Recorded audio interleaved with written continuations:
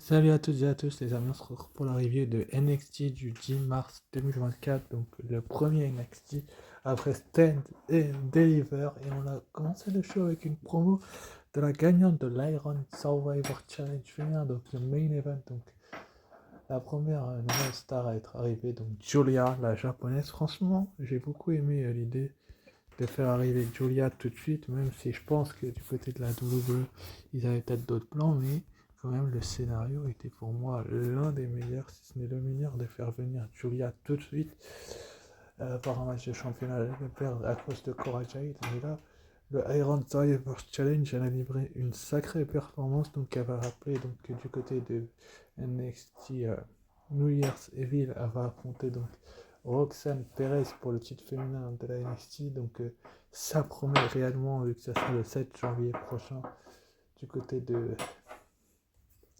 Julia a dit qu'elle était la gagnante de l'Iron Survivor. Faire ce qu'elle veut en venant ici à New Year's Evil, elle pourra devenir la nouvelle championne. Elle dit que Julia est la plus chanceuse. Donc c'est quand même un début de promo assez intéressant de la part de Julia. Donc c'est une bonne chose de fait de la part de la WWE de faire ça ainsi. Donc c'est un point positif à voir. Ensuite, après, donc Roxane Perez l'a interrompu et a dit que Julia a gagné le match, mais seule Ruka était visiblement la meilleure du match, même 25 heures et une grande chance de gagner en restant dans le box des pénalités. C'est une question de chance au final. Julia a gagné, mais il n'est pas de son niveau. Malgré tout, NXT a encore prouvé qu'elle est la meilleure décision. À New Year's, le même, elle va, c'est vrai, avec son titre féminin. Julia dit qu'elles peuvent se battre maintenant. Franchement, c'était une promo assez intéressante de Roxane Perez qui rappelle qu'elle a déjà battu Julia du côté de NXT. C'était dans un épisode de la NXT, donc c'est quand même une bonne chose. De la part de Roxane Perez, Julia a dit qu'elle pouvait se battre maintenant, donc c'était quand même un très très bon début de show de la part des très très bonnes promos de la part des deux protagonistes pour le titre féminin de la NXT, donc je vais pas vous mentir en vous disant que la AWE sait très bien ce qu'elle fait, donc je ne vais pas vous mentir en vous disant ça, mais bon, il faut faire avec, donc on va voir ce qui va se passer. Ce qui va se passer dans les prochaines semaines, bien évidemment que Roxane Perez est actuellement la meilleure de la division féminine, et elle ne pense même pas que déjà pourra se rendre à New Year's Evil, semblait que déjà n'a plus son ami. On va sur dans les coulisses, donc Stéphanie Baker qui s'est fait attaquer. Donc on se demande déjà qui l'a attaqué à ce moment-là. Mais c'est quand même un point assez positif. Donc Roxane Perez va finalement se faire rejoindre un tout petit peu plus tard. Mais pour revenir à cette promo, elle était excellente pour lancer cet épisode d'NXT par Cora Jade. Donc Julia va mettre une droite à Roxane Perez, puis les deux vont rouler les deux coups. Julia, finalement, Kelani Jordan va arriver en aide à Julia, et Jade et Perez vont prendre la fuite, mais c'était quand même une bonne interaction pour lancer ce premier NXT après ça s'appelle après le pay-per-view Stand and Deliver, parce qu'on a tout simplement là 4 catcheuses qui s'aiment pas forcément, deux gentilles, deux méchantes, mais on a surtout la plus longue, la championne au plus long règne de la NXT, donc la personne de Roxanne Perez, qui est vraiment mise en avant, et j'ai beaucoup apprécié ce que la WWE a fait là-dessus, même si bien évidemment que Cora Jade doit prendre le dessus. Finalement, c'est Kelani Jordan qui va venir faire le sauvetage. Je ne vais pas vous mentir, les amis, en vous disant que la meilleure chose à faire, c'était pas forcément de faire intervenir Kelani Jordan, mais plutôt une autre catcheuse que Kelani Jordan. Mais j'ai beaucoup apprécié quand même comment le show s'est lancé du côté de la WWE. Donc finalement, donc Kelani Jordan va venir défendre Julia et elle va se battre avec Cora Jade, alors que Roxanne Perez va être un petit peu pris, pris pour partie. Enfin, alors, le dessus, c'est Julia qui aura le dessus sur elle. Enfin, le dessus des coups, hein, je parle bien évidemment, sans vous pas manquer de respect les gens, mais franchement, ces 4 catcheuses ont lancé le show comme il le fallait, même s'il y a certains points où elles sont trop répétitives, mais c'est à voir dans les prochaines semaines ce qui va se passer. Enfin bref, après on a eu donc Tony D'Angelo qui a eu un discours avec Ethan Page Angelo dit qu'il peut lui donner un match pour le titre nord-américain. Page dit qu'il est un ancien, il a transformé le titre et un pas de recul pour lui. Angelo dit qu'il va offrir sa chance à une autre personne. Alors, Page dit qu'il va prendre le match finalement. S'il ne peut pas le battre, le championnat, sa carrière sera sûrement terminée.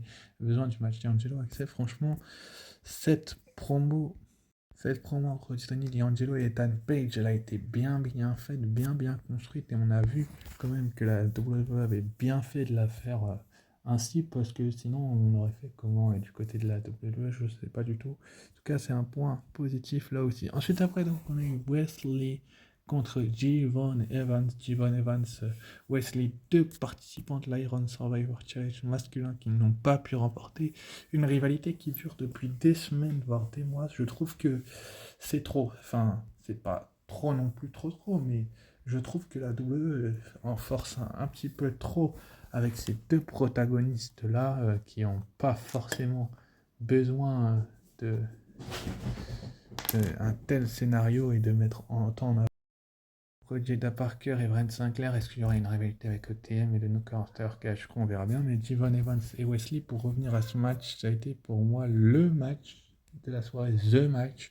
Ça a été pour moi un bon match. Je ne vais pas vous mentir que Jevon Evans est un très bon catcheur, très talentueux, qui a besoin de beaucoup être mis en avant, mais qui a aussi besoin d'être comment je peux expliquer ça, en plus d'être mis en valeur, il a besoin de, comment je peux expliquer ça, d'être construit fort. Il a quand même affronté et perdu contre Anderton dans un match All-Star incroyable, et franchement j'ai pas reconnu Jevon Evans, et c'était face à lui un ancien champion d'Amérique du Nord, à la personne de Wesley.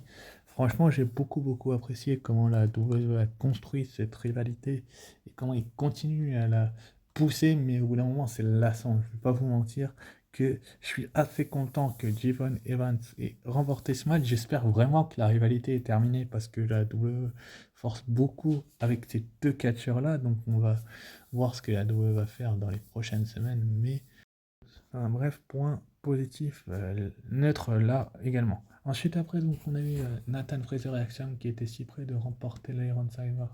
C'est Fraser qui a dit ça.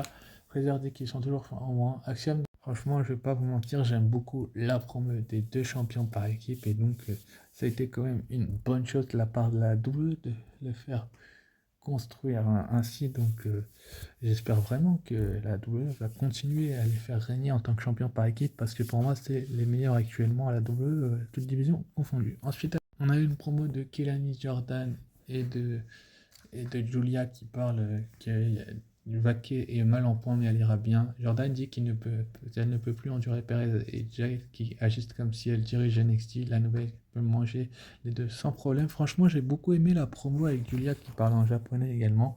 Donc, on va bien voir dans les prochaines semaines comment va se construire la suite de cette rivalité, mais bien évidemment que c'est un point neutre et que je ne vais pas me positionner là-dessus.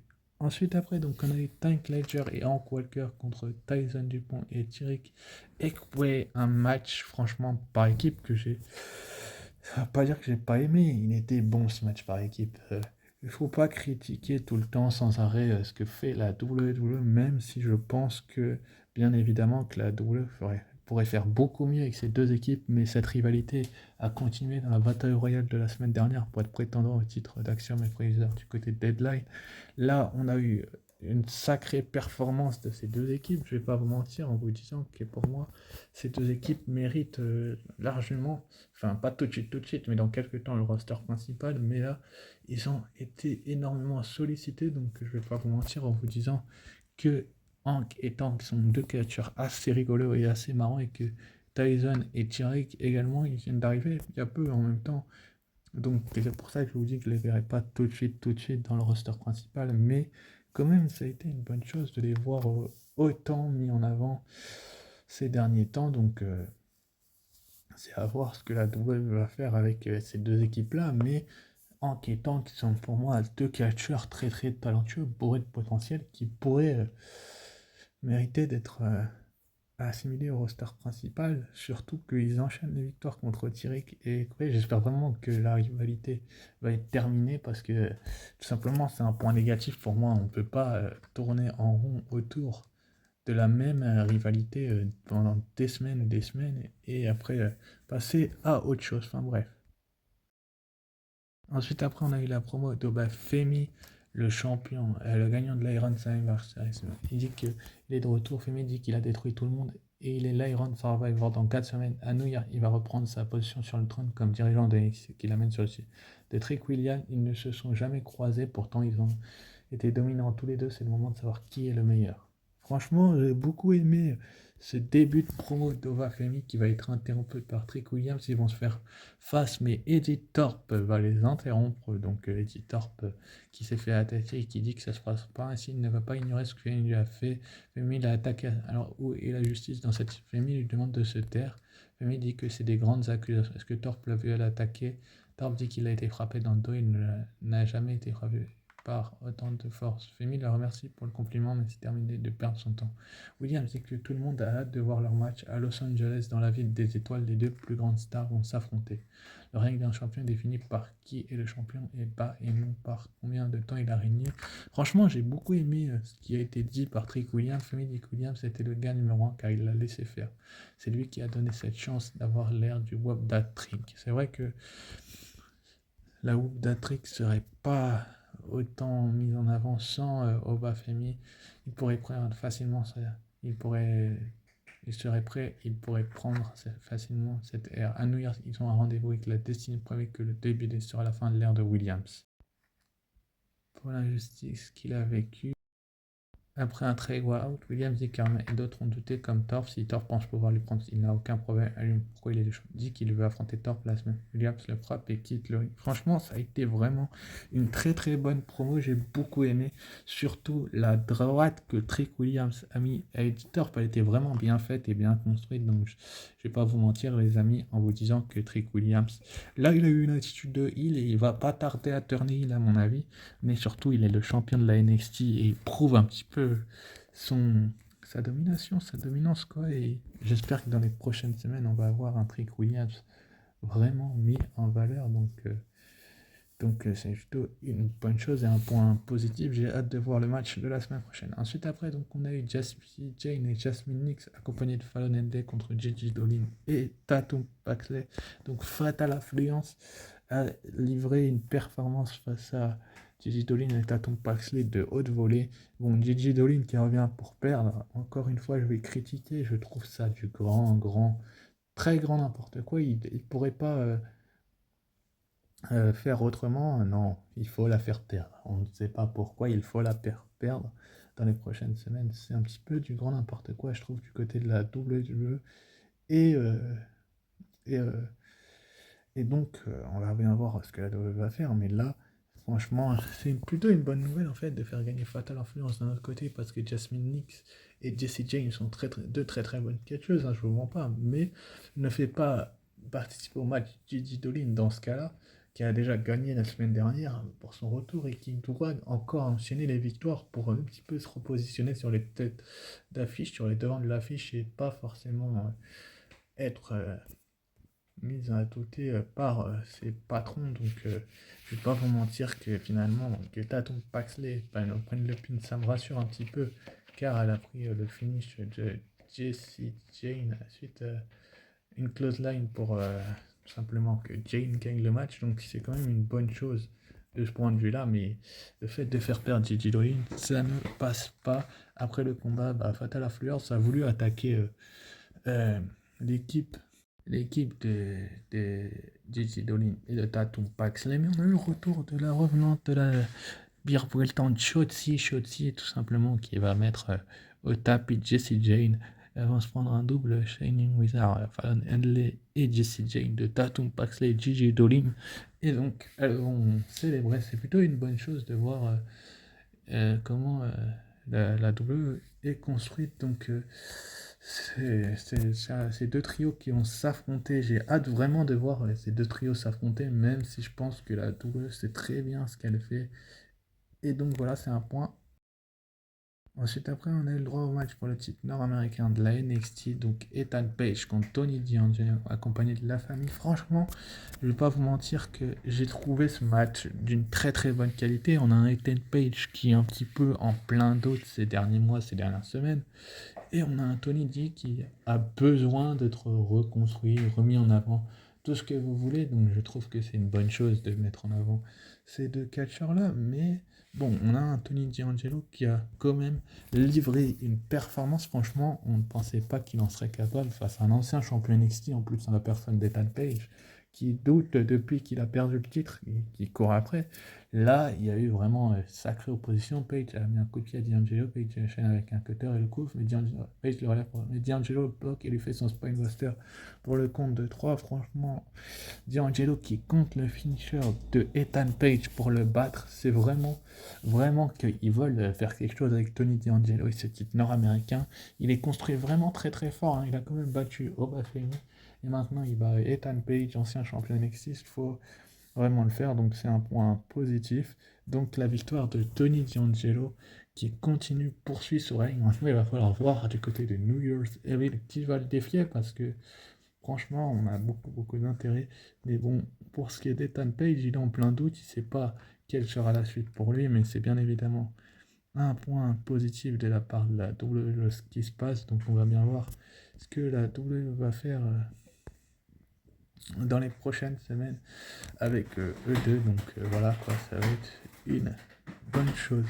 Et enfin, en main event, donc Cora Jade et la championne NXT Roxanne Perez contre Kelly Jordan et Julia, sacrée opposition de style là.